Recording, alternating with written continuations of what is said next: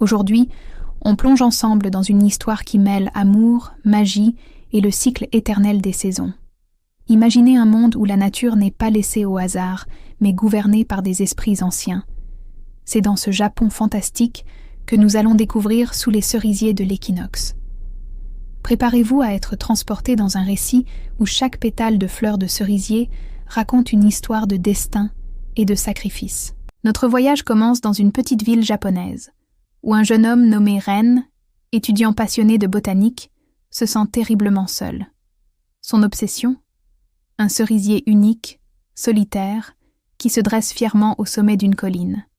La légende locale murmure que cet arbre n'offre sa floraison spectaculaire qu'une seule fois par siècle, et seulement lorsque deux âmes sœurs, destinées l'une à l'autre, se rencontrent à son pied.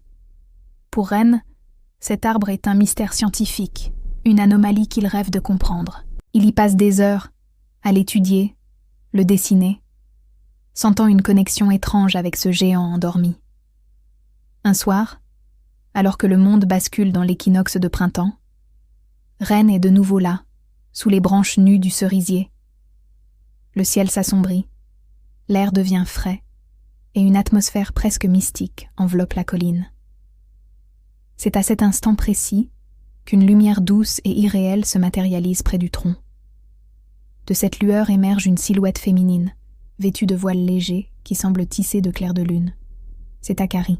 Elle n'est pas une simple jeune femme, elle est la gardienne du printemps, un esprit dont la tâche est de veiller à l'harmonie des saisons.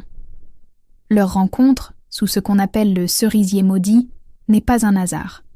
C'est le début d'un bouleversement qui va non seulement changer leur vie, mais aussi l'équilibre fragile du monde entier. La surprise de Ren est totale. Il n'est plus seul face à son arbre. Devant lui se tient une créature d'une beauté surnaturelle, qui le regarde avec des yeux emplis de sagesse et d'une pointe de tristesse. Akari lui explique alors sa nature. Elle n'est pas de ce monde, pas entièrement. Son existence est éphémère, liée au jour précieux de l'équinoxe. C'est son seul moment pour interagir avec le monde physique, pour s'assurer que l'hiver cède bien sa place au printemps. Pendant des siècles, elle a accompli sa mission dans l'ombre, invisible aux yeux des mortels. Mais cette fois, quelque chose a changé. Pour la première fois, un humain peut la voir. Ren, cette connexion inattendue entre eux, un simple étudiant et un esprit millénaire, provoque une réaction en chaîne. Le cerisier, endormi depuis 100 ans, frémit. Lentement, ses bourgeons commencent à éclore, libérant des pétales d'un rose délicat qui danse dans la brise du soir. L'arbre s'éveille. La légende disait vrai. Leur rencontre est un signe du destin, un présage que leurs âmes sont liées d'une manière profonde et inexplicable. Mais ce miracle apparent cache une vérité bien plus complexe. L'éveil de l'arbre n'est pas seulement la promesse d'un amour naissant, c'est aussi le début de leurs ennuis. Car dans ce monde, l'amour entre un humain et un esprit a un prix. Le temps leur est compté. Akari ne peut rester que pendant les quelques jours que dure l'équinoxe. Ren et elle profitent de chaque instant. Il lui parle de la science, de la botanique, de la vie des humains.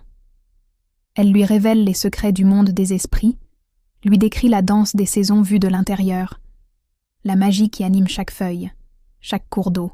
Ensemble, ils explorent la colline, rient, partagent leurs rêves et leurs peurs. Ren tombe éperdument amoureux de cette créature douce et lumineuse. Et Akari, pour la première fois de sa longue existence, découvre la chaleur des émotions humaines, un sentiment aussi merveilleux que terrifiant. Car son rôle de gardienne est assorti d'une règle cruelle, immuable. Si elle succombe à l'amour pour un mortel, elle perdra ses pouvoirs. Sans ses pouvoirs, elle ne peut plus maintenir l'équilibre des saisons. Pire encore, elle cessera d'exister, se dissolvant comme la brume matinale au soleil. Leur amour naissant devient alors un conte à rebours tragique.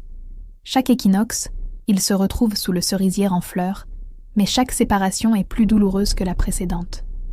Ren est confronté à un choix impossible. Doit-il poursuivre cet amour qui donne un sens à sa vie, au risque de condamner Akari et de plonger le monde dans le chaos ? ou doit-il renoncer à elle pour préserver l'ordre naturel des choses? Le dilemme pèse sur leurs épaules, rendant chaque moment passé ensemble encore plus précieux. L'amour qui les unit est à la fois leur plus grande joie et leur plus grande menace. Akari est tiraillée entre son devoir ancestral et ce sentiment nouveau qui consume son cœur. Elle sait que le cycle ne peut être brisé sans conséquences désastreuses. Les autres esprits des saisons, ceux de l'été, de l'automne et de l'hiver, commencent à sentir cette perturbation. L'harmonie est menacée, et la cause de tout cela est l'amour interdit qui fleurit sous le cerisier centenaire.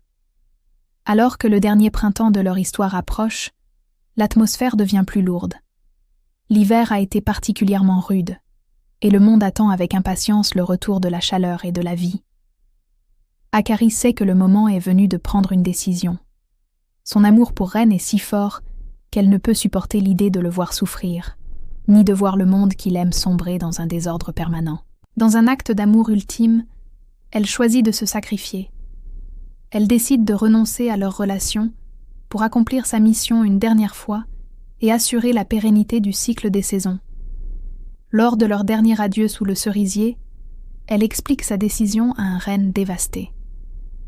C'est la seule façon de le protéger, lui et son monde. Avant de disparaître dans la lumière de l'aube, elle lui confie une petite graine, issue du fruit du cerisier magique. « Plante-la », lui dit-elle, « et peut-être qu'un jour notre histoire refleurira. » Puis, elle s'efface, et avec elle, les fleurs du cerisier tombent en une pluie de pétales silencieuses. Le printemps s'arrive, mais pour Ren, le monde a perdu toutes ses couleurs. Le cœur brisé, il retourne dans son jardin et, avec un espoir infime, il plante la graine qu'Akari lui a laissée. Les années passent. Ren devient un botaniste respecté, mais son cœur reste sur cette colline, avec le souvenir d'Akari. Chaque printemps, il prend soin du petit arbre qui a germé dans son jardin. Il lui parle, lui raconte ses journées, entretenant la flamme de leur amour. L'arbre grandit, fort et vigoureux, mais il ne fleurit jamais. Ren ne perd pas espoir. Il attend. Il attend l'équinoxe, année après année. Puis, un jour, alors qu'il est devenu un vieil homme, le jour de l'équinoxe de printemps, un miracle se produit. Le petit cerisier de son jardin se couvre soudainement de milliers de fleurs éclatantes. Et au milieu des pétales qui tourbillonnent doucement, une silhouette familière apparaît. Ce n'est plus l'esprit gardien, mais une femme, humaine. Akari est revenue. Libérée de ses devoirs d'esprit, elle a renaît. Leur amour, si puissant, a changé les règles du monde. Les saisons ne dépendent plus des esprits, mais sont désormais portées par les souvenirs, les émotions et les histoires des humains. L'équilibre a été redéfini, non par le sacrifice, mais par la force de l'amour. Ren et Akari, enfin réunis, peuvent vivre leur amour au grand jour. Chaque printemps, le cerisier de leur jardin fleurit magnifiquement, un symbole éternel de leur histoire, prouvant que même face à un destin qui semble immuable, l'amour trouve toujours un chemin pour s'épanouir. Voilà pour cette histoire magnifique, sous les cerisiers de l'équinoxe. J'espère qu'elle vous a touché autant que moi. C'est un conte qui nous rappelle que l'amour peut littéralement changer le monde et que les plus grands sacrifices mènent parfois aux plus belles récompenses. Si vous avez aimé ce voyage, n'hésitez pas à laisser un pouce bleu, à partager vos impressions dans les commentaires et surtout, à vous abonner pour ne manquer aucune de nos prochaines histoires. Merci de m'avoir écouté et à très bientôt